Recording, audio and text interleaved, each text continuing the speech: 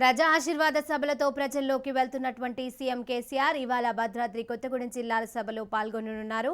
ఈ నేపథ్యంలో ఈ సభకు సంబంధించి బీఆర్ఎస్ శ్రేణులు ఘనంగా ఏర్పాట్లు చేశారు. కొత్తగూడెం శాసనసభ్యుడు వనమా వెంకటేశ్వరరావు విజయాన్ని ఆకాంక్షిస్తూ సీఎం కేసీఆర్ ప్రసంగించనున్నారు. ఇక కొత్తగూడెం ప్రజా ఆశీర్వాద సభ ప్రాంగణం నుంచి మా ప్రతినిధి నవీన్ మరింత సమాచారాన్ని అందజేస్తారు.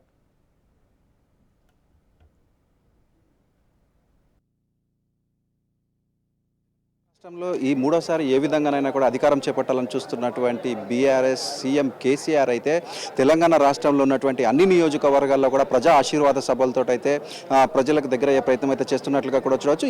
ఈ నేపథ్యంలో భద్రాద్రి కొత్తగూడెం జిల్లాకు సంబంధించి ఇప్పటికే ఇల్లందు నియోజకవర్గానికి సంబంధించినటువంటి ప్రజా ఆశీర్వాద సభ విజయవంతంగా పూర్తి చేసిన నేపథ్యంలో ఈ రోజు కొత్తగూడెంలో అయితే ఈ సీఎం ప్రజా ఆశీర్వాద సభ అయితే నిర్వహిస్తున్నట్లుగా కూడా చూడవచ్చు. దీనికి సంబంధించి బీఆర్ఎస్ శ్రేణులు అన్ని ఏర్పాట్లు కూడా చేసినట్లుగా కూడా చూడవచ్చు. మనం ఇప్పుడు విజువల్స్లో చూసుకుంటే ఒక సభా వేదిక పైన మనం ఉన్నట్లుగా కూడా చూడవచ్చు. ఈ సభా వేదిక పై నుంచి ఒక సుమారు 100 మంది ప్రజాప్రతినిధులు యొక్క సభా వేదిక పైన ఉండే విధంగా అయితే వీరు ఒక ప్లాన్ కూడా చేసినట్లుగా చూడవచ్చు. అదేవిధంగా సాంస్కృతిక కార్యక్రమాలకు సంబంధించినటువంటి సపరేట్ డయాస్ కూడా ఏర్పాటు చేశారు.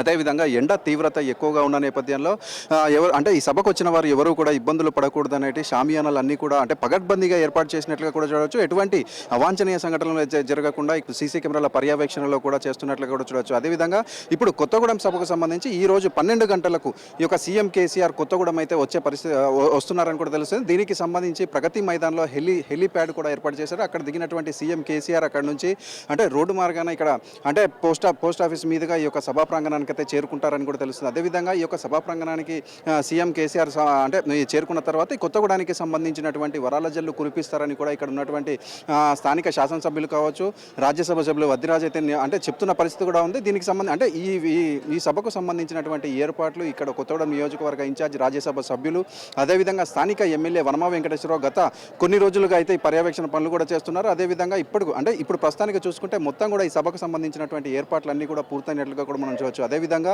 ఈ కొత్తగూడానికి సంబంధించి పోలీసులు కూడా ఈ యొక్క సభకు సంబంధించి పోలీస్ శాఖ కూడా పకడ్బందీ ఏర్పాట్లు చేసినట్లుగా పటిష్ట బందోబస్తు ఏర్పాటు చేసినట్లుగా కూడా వారు వెల్లడించారు.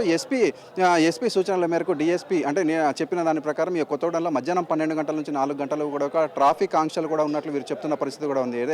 ఇప్పుడు భద్రాచలం నుంచి ఖమ్మం వెళ్ళవలసిన వాహనాలు మధ్యాహ్నం 12 నుంచి కొత్తగూడెంలోకి అయితే ఎలో చేసేది లేదంటూ కూడా కొత్తగూడెం నుంచి రాకుండా క్రాస్ రోడ్ మీదుగా ఇటు ఇల్లందు నుంచి ఖమ్మం చేరుకోవాల్సిందిగా వీరు చెప్పారు. అదేవిధంగా భద్రాచలం నుంచి విజయవాడ వెళ్లాల్సిన రూటు భద్రాచలం నుంచి దమ్మపేట వయా అన్నపురెడ్డిపల్లి ఈ యొక్క విజయవాడ రూట్ ఎక్కాలని వీరు చెప్తున్న పరిస్థితి కూడా ఉంది. కేసీఆర్ ఈ సభకు వస్తున్న నేపథ్యంలో ఇక్కడ ఉన్నటువంటి గత కొన్ని రోజులుగా కొత్తగూడెంలో ఉన్నటువంటి అసమ్మతి నేతలు వారి యొక్క ఈ అసమ్మతి నేతలు వారికి సంబంధించినటువంటి వారికి ఉన్నటువంటి అసమ్మతిని అయితే తెలియజేసే ప్రయత్నం కూడా చేస్తున్నారని అయితే సమాచారం కూడా ఉన్నట్లుగా కూడా మనం చెప్పాలి. కొత్తగూడెం నియోజకవర్గానికి సంబంధించి ఈ రోజు జరుగుతున్నటువంటి ప్రజా ఆశీర్వాద సభకు మొత్తం ఏర్పాట్లు కూడా పూర్తయినట్లుగా కూడా తెలుస్తుంది. కెమెరామెన్ ఉదయ్తో నవీన్, రాజ్ న్యూస్, భద్రాద్రి జిల్లా.